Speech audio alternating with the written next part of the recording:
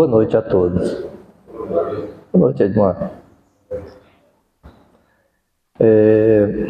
Hoje, um dia tão especial, Anderson. Hoje, um dia tão especial em que nós trazemos, né, a nossa reflexão, nosso amado irmão Jesus. E nós vamos analisando Jesus, refletindo Jesus, e nós vamos nos vendo pessoas muito pequenas, porque é uma diferença muito grande, né? Entender Jesus, refletir Jesus. Mas a gente vai tentando, voluntários da vida, a gente vai buscando esse entendimento, essa compreensão, a nossa estatura moral. Quando a gente vai falar de Jesus, a gente vai lembrar Deus. E quando a gente pensa em Deus, a gente pensa aí como a nossa causa primária. E quando a gente estuda Deus em nossos cursos, a gente sempre faz uma referência ao monoteísmo, uma grande conquista do ser humano, e fala também sobre o politeísmo, uma realidade ainda que existe. E nós vamos nos questionando e refletindo. Muitas vezes nós, em nossas vontades, em nossas necessidades, em nossas aflições, construímos o nosso Deus. Aí a gente se pergunta, será realmente que nós somos monoteístas, uma vez que cada um constrói o seu Deus, assim como os judeus construíram o bezerro de ouro? Muitas vezes buscamos Deus nas nossas necessidades e aí nós construímos, moldamos aquele Deus que é necessário a nos atender.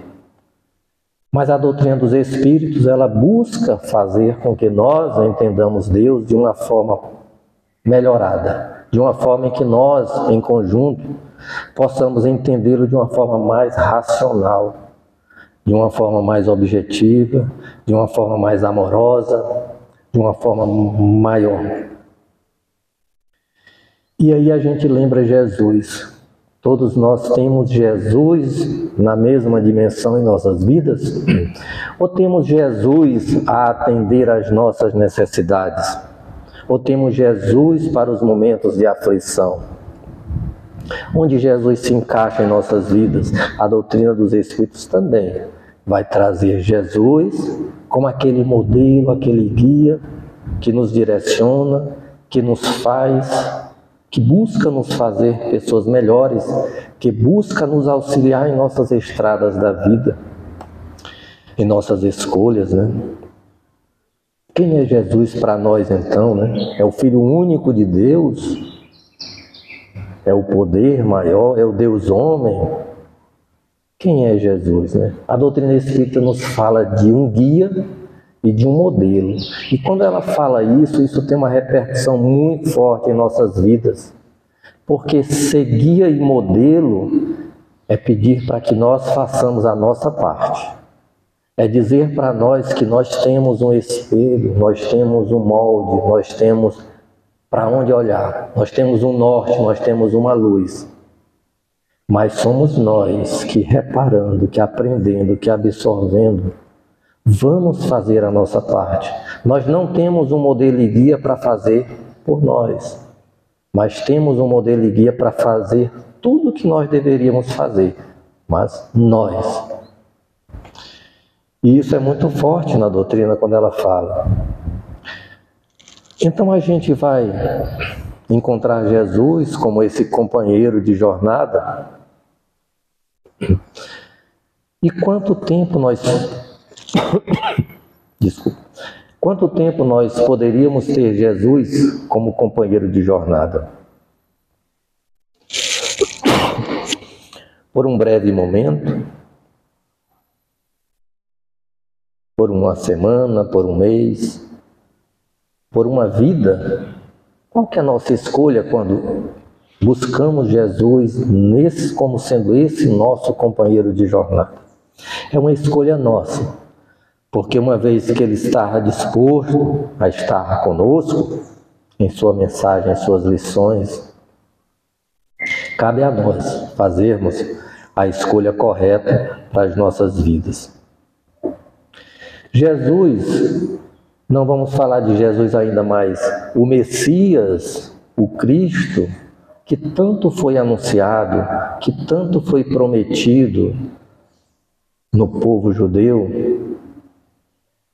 por vários profetas, Isaías, Malaquias, Jeremias. Quantos profetas não trouxeram Jesus? O último deles, João, o batizador, que faz essa ligação do Antigo Testamento com o Novo Testamento, que unifica, que une, que liga, e que não só trazia a promessa do Messias, como evidencia esse Messias. Obrigado. Como evidencia esse Messias. Então nós vamos encontrar em João essa pessoa que traz à luz da humanidade o princípio da lição de Jesus, o princípio do ensinamento. João falava para nós daquele homem que precisava estar conosco, e ele falava de uma grandeza que dizia que nem por maior que ele fosse ou que ele aparentasse ser para aquele povo, ele sequer seria digno de desatar as correias de suas sandálias. Tamanha a grandeza que ele vai dar para Jesus. Então esse profeta, esse João, ele vai dizer para nós, o momento é chegado, o momento já chegou. Ele vai dizer para nós que o machado já está posto à raiz das árvores. O machado já está posto à raiz das árvores, pois toda árvore que não produzir bom fruto será cortada e lançada ao fogo. Então nós vamos com João iniciar um processo de entendimento dessa lição de Jesus. Ele é o que começa, é o que inicia, é o que traz o amparo necessário para que Jesus, chegando com sua mensagem, já encontre ouvidos, já encontre a atenção tão necessária para aquele tempo. João falava de uma palavrinha muito importante que Jesus também vai fortalecer, que era o arrependimento. João falava da necessidade do arrependimento e dizia para aquele grupo de fariseus, aquele grupo de mestres da lei, doutores, que eles produzissem um arrependimento digno, porque do contrário, eles não encontrariam aquela salvação tão esperada. Nós hoje falamos do arrependimento, e desse arrependimento, segundo Haroldo Dutra Dias, que vai falar que aquele arrependimento que João falava, que João tratava, e que Jesus também vai trazer, representa transformação. E aí João dizia para aquelas pessoas a necessidade da transformação, a necessidade de se modificar. E ele chamava arrependimento. Claro que nós hoje falamos ainda em arrependimento, porque falamos apenas com uma outra palavra, reforma íntima. A necessidade de nos transformarmos na vida. Agora, algo muito interessante, arrepender-se superficialmente não dá a nossa resposta. Necessário é não só entendermos que precisamos nos transformar, é fazermos algo necessário para a nossa transformação, é produzirmos, é colocarmos o pé na estrada, né? É arregaçarmos as mangas, é fazermos, é darmos ação às nossas intenções mais nobres. Muito bem. Jesus vai nascer para nós, e ele vai nascer de uma forma muito humilde, né? Chega de uma forma muito humilde. E ele já de início já nos traz grandes ensinamentos. Jesus vai dizer para nós, não é o que nos envolve, não é o que está em volta que nos faz atingir os nossos objetivos, mas o que está dentro de nós, em nossa essência. Jesus, colocado numa manjedoura, chegou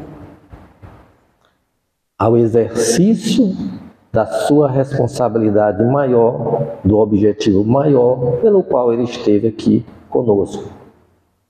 Assim somos nós, em nossas pequenezes, buscarmos superarmos as nossas dificuldades que estão em nossa volta, contando principalmente com o que nós temos de mais essencial em nós. Contarmos com a nossa essência divina, a nossa força interior. E aí para nós já é uma grande lição. É trabalharmos o nosso poder interior. Jesus, quando chega aos seus 12 anos, que é esquecido nas festas ali de Jerusalém, em que sua família todos os anos iam, ele é esquecido. Depois de um dia de viagem, a família retorna para buscá-lo, para procurá-lo, né? E ele é encontrado ali no templo, conversando, dialogando com mestres da lei, com os judeus, os que mais entendiam as leis do judaísmo, as leis mosaicas, a Torá. E Jesus estava sendo visto ali de uma forma diferente, porque ele trazia uma reflexão muito clara acerca, um entendimento muito superior acerca da doutrina judaica, né, da lei judaica, com apenas 12 anos de idade. E ele faz ali uma referência quando sua mãe lhe chama a atenção, e ele diz: por que me procuravam? Não sabiam que eu tinha que estar cuidando das coisas de meu pai? E ele traz ali uma palavrinha que é claro que eles não entenderam naquela época, porque isso representava algo muito diferente, algo muito superior, que é a palavra Pai para Deus. Jesus, com 12 anos de idade, já traz essa alusão, já traz essa visão para nós, chamar Deus de Pai. Porque chamar Deus de Pai, naquela época, era quebrar com as tradições judaicas. Chamar Deus de Pai naquela época era tirar Deus de um trono, o Deus da guerra, o Deus do poder, o Senhor Supremo, e trazê-lo à condição de Pai é nos dar uma filiação, é fazer com que nós todos nos vejamos como irmãos. Veja que a humanidade sendo vista como irmãos é uma visão muito diferente do que se tinha na época. Isso representava para a época, se entendido fosse Jesus naquele momento, algo que destoava completamente da concepção. Mas é claro que a gente vai ver essa mensagem de Jesus e muito depois ele vai, de forma muito clara e muito contundente, reforçar, sempre reforçar. A gente vai perceber, nesse primeiro momento em que ele vai chamar Deus de Pai, a gente vai perceber algo também muito importante. É como se ele inaugurasse ali uma nova mensagem, que é a mensagem do reino de Deus, que é a mensagem do reino dos céus em nós. E esse termo, falar de reino de Deus, é algo muito discutido. É algo em que as religiões, as doutrinas, as filosofias, elas vão discutir de uma forma muito própria do que crer.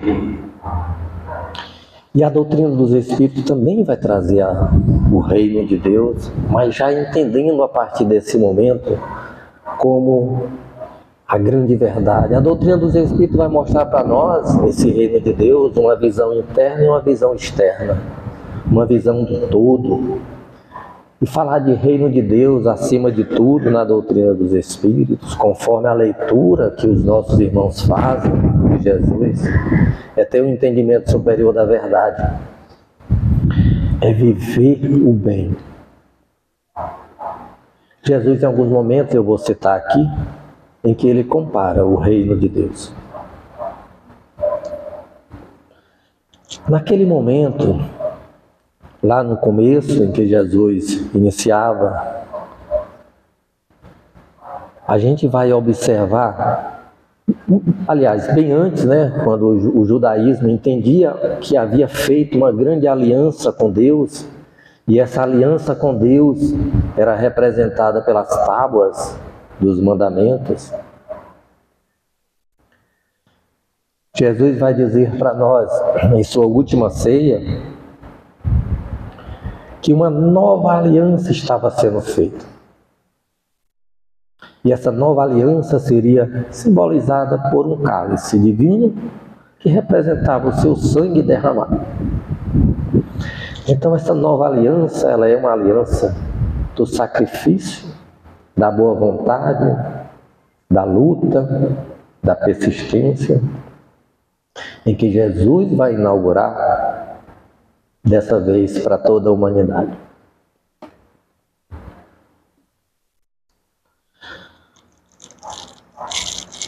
Mas quem é esse Jesus que nós nos voluntariamos hoje a caminhar, a trilhar com ele uma jornada, um caminho? É um homem que, segundo Lucas, tinha em torno de 30 anos, um jovem com tanta sabedoria, né? Sua realidade. Quem é esse homem que nós estamos buscando dar as mãos? Não é condutor de exército, mas de homem simples. Não é pela força física que ele comanda, mas pela moral e pela sabedoria. Seus discípulos o tratavam como comandante. E esse comandante não é ditando ordens que ele vai se colocar à nossa frente como guia. Não é ditando ordens, mas nos trazendo lições e exemplificando. Então nós vamos perceber em Jesus algo muito diferente em relação aos grandes sábios que já haviam chegado. É um homem que vai nos dar um exemplo de vida e que vai servir de garantia para que nós, do seu tempo e muito tempo depois, ainda o veja como um exemplo, como algo que nós possamos olhar e entregar toda a idoneidade do mundo. Os grandes homens se fazem de exemplos. Quando nós olhamos Chico Xavier, não poderia deixar de citar, não é só falando que Chico nos traz um exemplo, mas é vivendo. Então, quando nós nos referimos a Chico, nós estamos nos referindo a um exemplo de vida. O cartão postal de Jesus, o cartão postal de Chico, não é uma frase que nos convença, é uma vida que nos convence. É algo maior.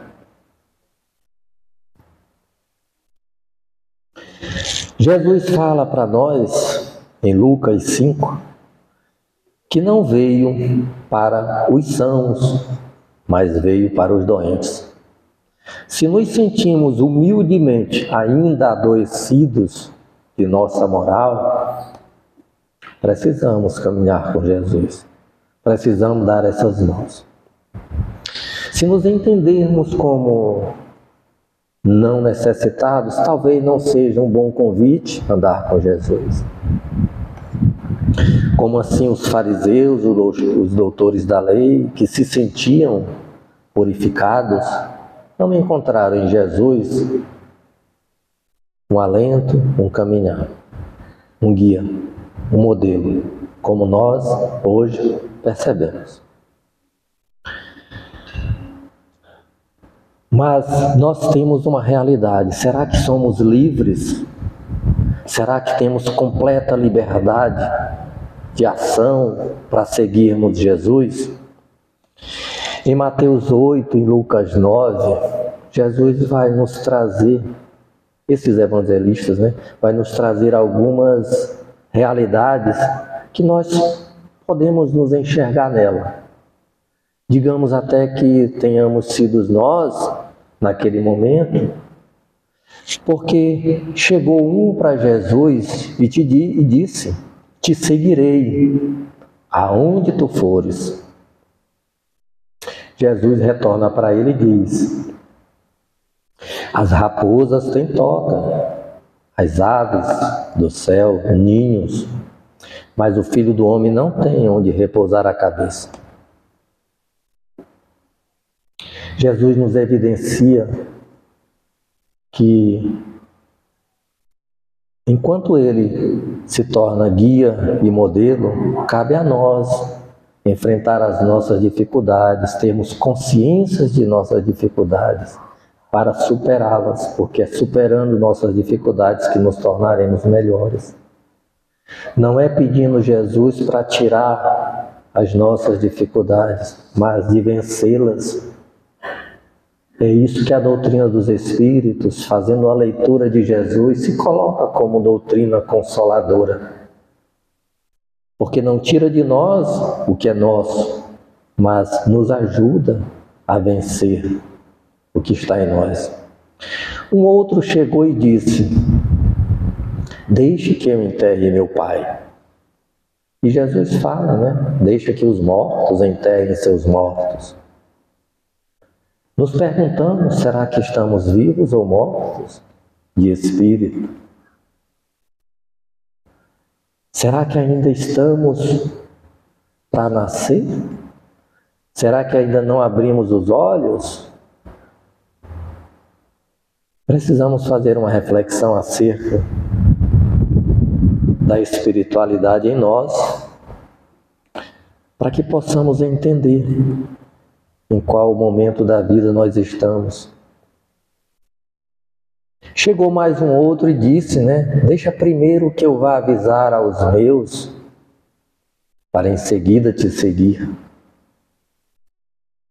Jesus vai responder: ninguém que põe a mão no arado e olha para trás é apto para o reino dos céus. E aí nós vamos vendo as nossas propostas de vida, os nossos projetos de vida, e perguntando para nós: será que o não é suficiente para que eu desista? Será que o olhar, entendendo que faz mais do que o outro, trabalha mais do que o outro, é suficiente para que nós desistamos? Então Jesus vai nos mostrar realidades da vida em que nós precisamos trazer para nós, em nosso tempo, em nosso dia, em nossos afazeres. São lições profundas que nos faz refletir, que nos faz entender que precisamos nós fazer a nossa parte, precisamos nós crescermos com os nossos esforços, porque o modelo e o guia nós temos. Não é olhando para os pés que nós vamos conseguir, é olhando para frente, olhando para essa luz que está para nós.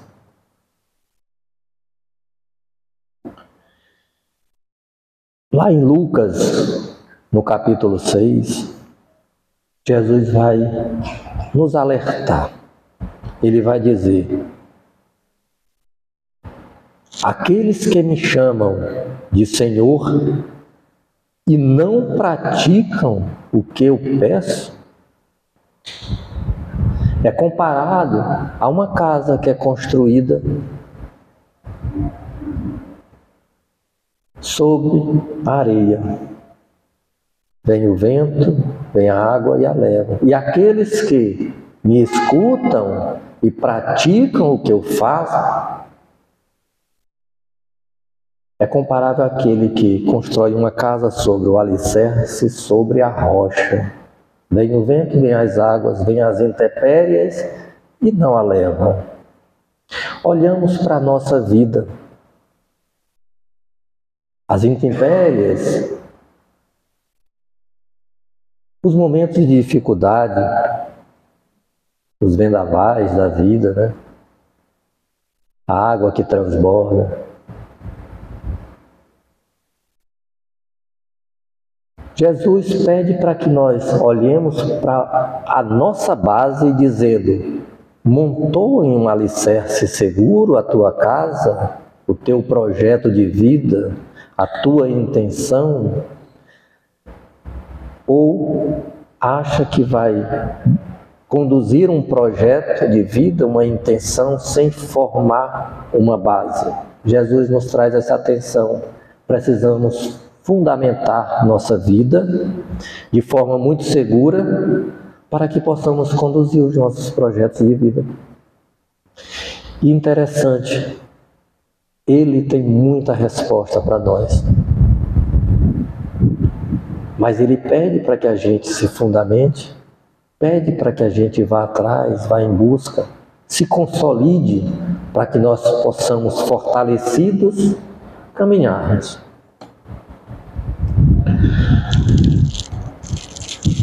Nesse momento em que Jesus fala que chegava a falar, né, e as pessoas, trazer esse alerta, né, e as pessoas poderiam ou não lhe dar ouvidos, a gente vai lembrar de uma parábola, que é a parábola do semeador, que é a parábola do homem que sai para semear. E que parábola é essa? Ele está falando dos corações que lhe escutam e que muitas vezes, quando ele compara aquele semeio, aquela semente que cai na estrada, muitas vezes é o coração enrijecido, que não dá ouvidos. E é enrijecido por quê? É enrijecido por um orgulho, é enrijecido por um egoísmo. O que o enrijece? Mas fala também daquele coração que meio um solo em pedras, que nasce, começa, mas não tem profundidade, não tem base, não tem raiz. E sua mensagem é perdida. Também vai falar daquele que se deixa vencer pelo espinheiro que lhe envolve, que são as coisas da vida, são as coisas que te atraem, te chamam, te tiram a atenção, te mudam o caminho, traz uma nova realidade para você e você faz uma nova escolha. Mas também fala daquele solo bom, que recebe, que produz, e que como nós não somos iguais, produzimos diferente. 30 por 1, 60, 100 por 1. Somos nós na vida.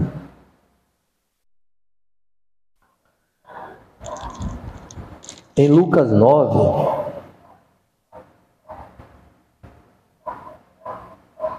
Jesus vai dizer: se alguém quer vir após mim, negue a si mesmo, tome sua cruz a cada dia e siga-me. Percebe que Jesus não vai nos tirar a nossa cruz? Percebe que Jesus vai torná-la mais leve? Percebe que o que é produção nossa, o fardo que é nosso, que nós produzimos, é responsabilidade nossa de tirá-lo. Mas nós vamos encontrar em Jesus aquele que nos alivia. Já Mateus 11 vai dizer para nós: vinde a mim todos os cansados e sobrecarregados, e eu vos aliviarei. Tomai sobre vós o meu jugo e aprendei de mim, porque sou brando e humilde de coração, e encontrareis descanso para as vossas almas, pois o meu jugo é suave e o meu fardo é leve. Opa, nós além de carregarmos o nosso fardo, nós ainda temos que apanhar o jugo e o fardo de Jesus. Porque o fardo de Jesus nos faz leve, porque o fardo de Jesus, o jugo de Jesus, é uma forma diferente de olhar a vida, é uma forma renovada de olhar a vida, é uma forma grande de olhar a vida, é uma forma em que nós vamos nos fazer mais leves. É apanhando emprestado esse jugo e esse fardo de Jesus que nós vamos encontrar leveza na vida, que nós vamos encontrar um novo olhar, uma nova forma de olhar a vida. Porque muitos de nossos problemas, nós sabemos disso, são problemas psicológicos, são problemas em que nós damos uma dimensão muito maior do que nós, ou que possamos carregar. E muitas vezes nós precisamos de um olhar diferente. É por isso que nós precisamos da ciência que contribui conosco, que nos ajuda. É a psicologia, a psiquiatria e quantas outras mais vai nos ajudar. Mas Jesus é um médico de origem. É um médico em que vai nos dizer, é um médico que está nos mostrando. Muitas vezes não sabemos como sair desse engano, desse enredo, dessa ilusão de peso sobre nós, de aflição. Mas nós precisamos renovar esse olhar. Com certeza vamos encontrar em Jesus esse novo olhar, quando passearmos e buscarmos conhecê-lo. Porque quando a gente fala de Jesus, somos um solo falando de uma montanha, não é isso? Enxergamos muito pouco ainda o cume, mas o pouco que a gente vai enxergando vai nos dando saídas. Mas como enxergar sem buscá-lo? Como enxergar sem se colocar na estrada, percebendo? Como enxergar, como encontrar, sem conhecer Jesus de fato? A doutrina dos Espíritos, em todos os momentos, como ela nos coloca Jesus como modelo e guia, ela vai sempre fazer referência, ela vai sempre estar compatível com essa mensagem maior de Jesus.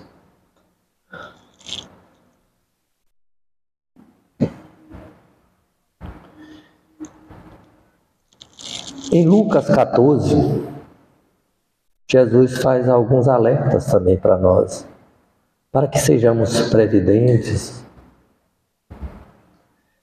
Faz também um alerta que nós, para segui-lo e seguir Jesus, a gente pode alterar essa frase e dizer: é seguir o lado correto da vida.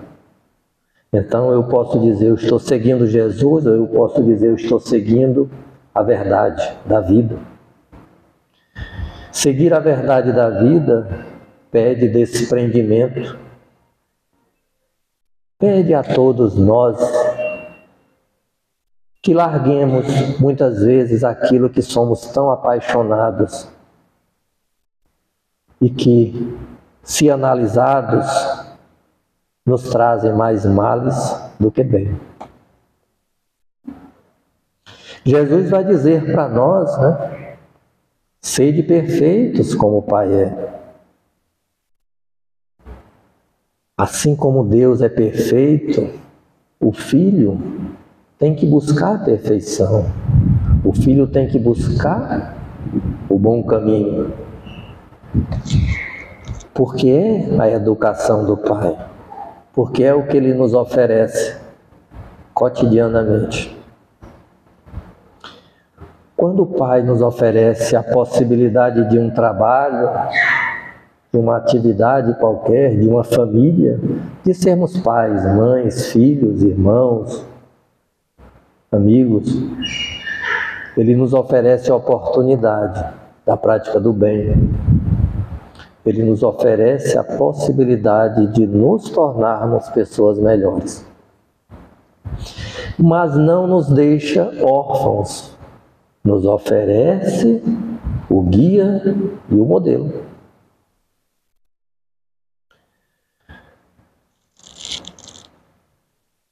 Jesus também vai dizer, né? Honra teu pai e tua mãe, perdoa teus devedores, seja misericordioso. Quantas mensagens Jesus vai dizer para nós, porque não é só eu me colocar fisicamente numa estrada e caminhar dizendo que vou seguir Jesus. Não é apenas eu fazer uma leitura de um livro e entender, ok, entendi, está tudo certo. Não é isso. Esse é um primeiro passo que todos nós precisamos. E nós temos alguns outros passos a dar, e cada passo é um momento em que nós vamos nos entregando, em que nós vamos vendo a vida e vivenciando. Essa palavra muito forte que Jesus vai trazer para nós em todo o seu ministério público, que foi o reino de Deus, o anúncio do reino de Deus, Ele vai dizer para nós: buscai o reino de Deus e tudo o mais será dado. Buscai o reino de Deus. Busquemos esse reino da verdade, busquemos esse entendimento verdadeiro, busquemos essa paz interior, busquemos esse entendimento de que estamos na lei de ação e reação. Quando a reação é contrária às nossas intenções, ela tem um motivo. Isso faz parte do reino de Deus. Entendamos o reino de Deus como uma grande estrada necessária que nós possamos caminhar. E Jesus vai nos falar em Lucas 13: o reino dos céus é semelhante a tudo que se expande, que gera vida, riqueza, felicidade. Ele vai nos trazer nesse capítulo, por que ele vai nos dizer isso? Porque ele vai trazer nesse capítulo um comparativo, ou dois comparativos. Um dos comparativos é que ele vai dizer para nós que o reino de Deus é como um grão de mostarda, que uma vez plantado produz uma árvore, essa árvore cresce, e as aves do céu nela se aninham. É também como um fermento colocado no trigo, e que esse vai fermentar e vai produzir muito. Ele vai dizer em 3 satas de trigo, que era uma medida. Então Jesus vai trazer para nós essa realidade desse reino dos céus. E o que seria, né? É como plantar essa semente de mostarda. É como os trabalhadores da vinha, que ele também vai comparar. E que naqueles trabalhadores da vinha nós vamos perceber uma grande misericórdia de um Senhor que oferece trabalho. Mas nós vamos perceber um momento de inveja, que é a realidade da vida. Então nós vamos perceber nesse reino dos céus a verdade da vida e que nós devemos estar prontos e fortalecidos.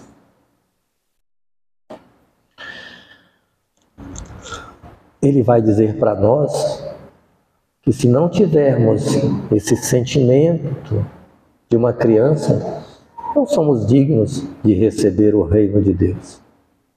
Então precisamos dessa purificação, né? Mas aonde está o reino de Deus? O reino de Deus está no nosso lar. O reino de Deus está na nossa casa espírita. O reino de Deus está no nosso trabalho. O reino de Deus está nas relações sociais. O reino de Deus está em todos os lugares. Porque Jesus também vai dizer: não esperem que o reino de Deus chegue daqui ou dali, porque ele está dentro de você. E nós produzimos a nossa realidade.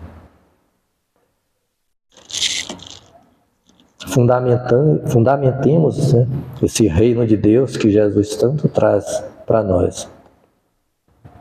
É uma realidade vivida interna e externamente.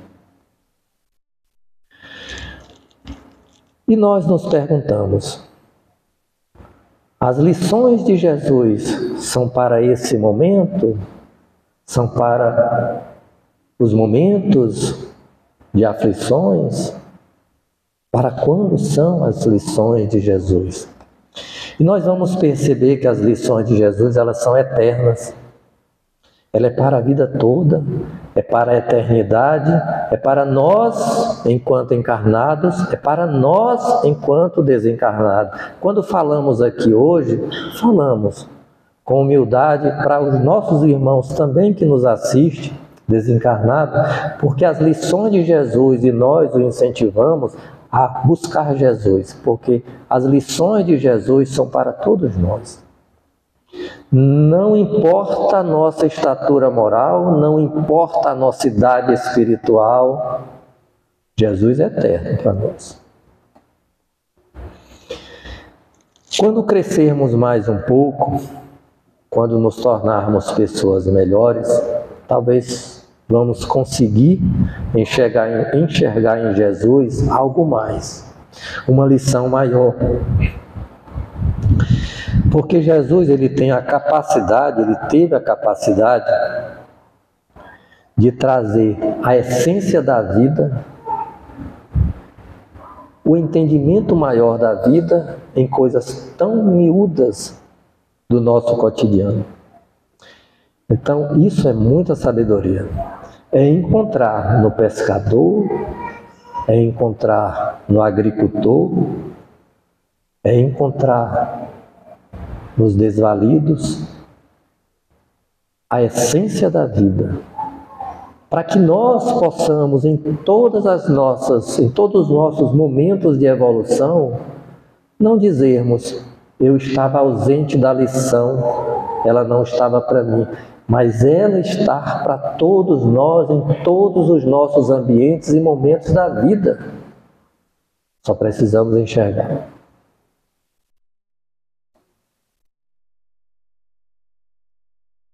Mas nós temos desafios, né, para seguir Jesus.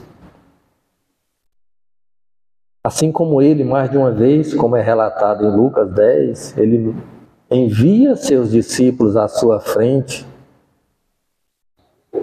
Nos colocamos numa situação, no momento de reencarnação. Não somos nós, então, também, seguindo em nosso processo reencarnatório, contemplados com mais uma oportunidade da vida, a trabalharmos a mensagem de Jesus, que já compreendíamos ou que já compreendemos em momentos transatos? Não é esse o momento em que nós podemos dizer: posso contribuir, posso fazer algo mais? E como é que nós contribuímos com Jesus? Sendo honestos em nosso trabalho, levando paz, levando educação, levando sensatez, sensibilidade, acolhimento, entendimento do próximo. Tudo isso representa levar Jesus, porque é levar a sua lição, é levar o seu entendimento. Nós não podemos entender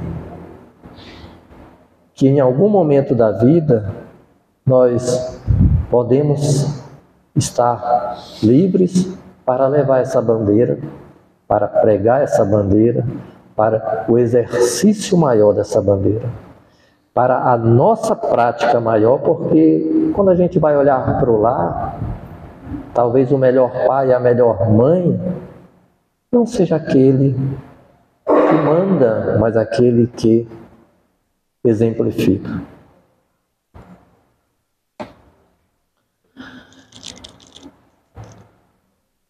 Mas Jesus, já culminando com nosso encerramento, nós precisamos lembrar que esse nosso parceiro de viagem nos convida sempre a orar, nos convida a conectarmos-nos com o bem maior, com Deus, com a espiritualidade maior. Jesus, que em todos os momentos da vida vai nos trazer uma grande realidade, a nossa comunhão com o mundo maior, a nossa comunhão espiritual. O mundo, o universo que sobrevive entrelaçado entre encarnados e desencarnados. Ele nos pede a oração, ele nos convida à oração e ele nos ensina em um determinado momento que antes de pedirmos, que nós façamos uma oração buscando o reconhecimento inicial do Pai como ser maior, como ser superior, desejando que o reino do Pai esteja em nosso meio, buscarmos a justiça maior do perdão, condicionado, entendendo que nós devemos perdoar, darmos o primeiro exemplo, pedir o pão espiritual e o pão material, porque precisamos nos fortalecer para a vida. Lucas vai estender um pouco mais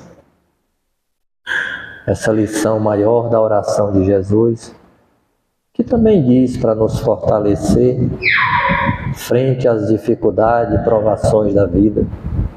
Lucas vai estender um pouco mais quando ele vai dizer para nós: batei, batei que a porta se vos abrirá, procurai e encontrará. Esse é nosso amigo, nosso irmão, nosso companheiro de jornada eterna, nos incentivando e nunca nos isentando de nossas obrigações, para que possamos fazer à sua luz a nossa parte. Muito obrigado, meus irmãos.